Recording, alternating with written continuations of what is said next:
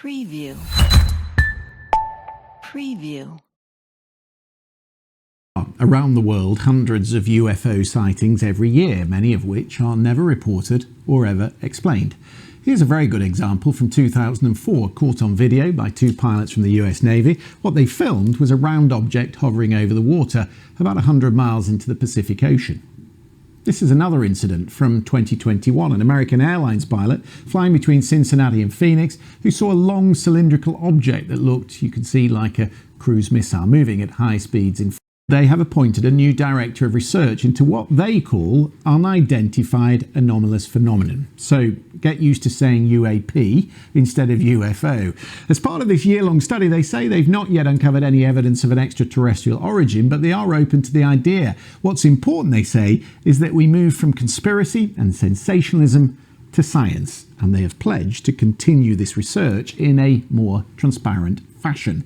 Let's speak then to Dr. Jenny Millard. She's the extragalactic astronomer that many of you will be familiar with. Nice to have you on the programme this evening. I mean, this is slightly the problem, is that if you said that you'd seen something like this, you would be dismissed as a conspiracy theorist, which is why many of these sightings go unreported.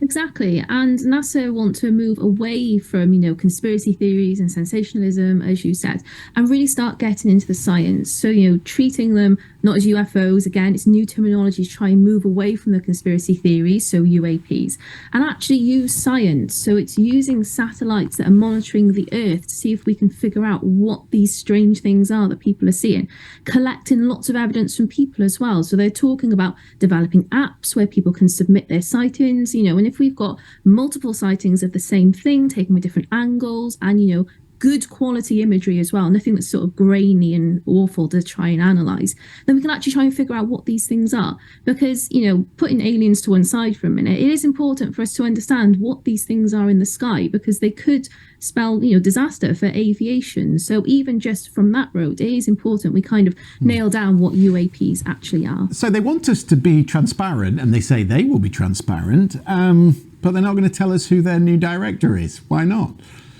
I think that comes from a safety perspective, because at the minute there is, there are so many problems when it comes to sort of UFO reportings and things, and people really can be stigmatized. At the minute, they're just trying to protect the identity of the people involved. And then maybe over time, as we transition away from the conspiracy theories and towards more science, then that transparency will come. It can't change overnight, but I think the proposals that are in this report are a really interesting step to take us into the realm of science. Do you think there has been a change in culture when it comes to discussing this issue? Because we've already had a congressional hearing this year, and we've heard evidence from various people. Whether or not there's any facts behind what they put forward is open to debate. But the very discussion of it is new, because in years gone by, it was a classified issue which the American government never wanted to talk about.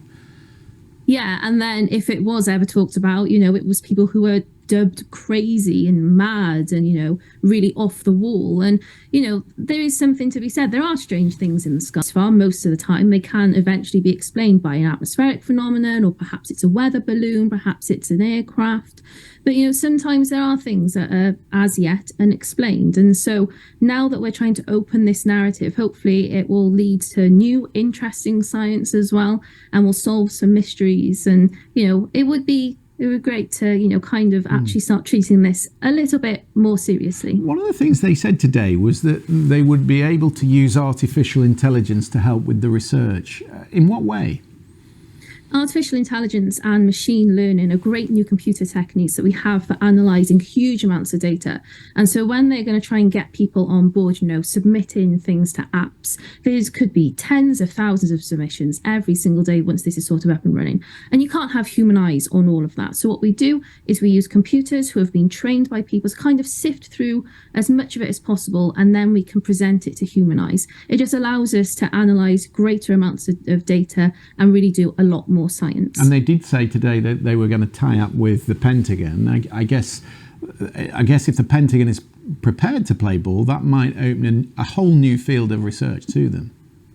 Yeah, and I guess the Pentagon being involved, is because when we're talking about airspace, there are elements of national security involved, and so it is right that government agencies of that effect are involved with these sorts of investigations, because that's the whole point, is to kind of allow us to gain more knowledge and understand what these things are in the sky and just figure out their nature. I'm not convinced though that UAF's going to catch on. Are you? I mean, the movie. I don't think Hollywood's going to adopt UAF, is it?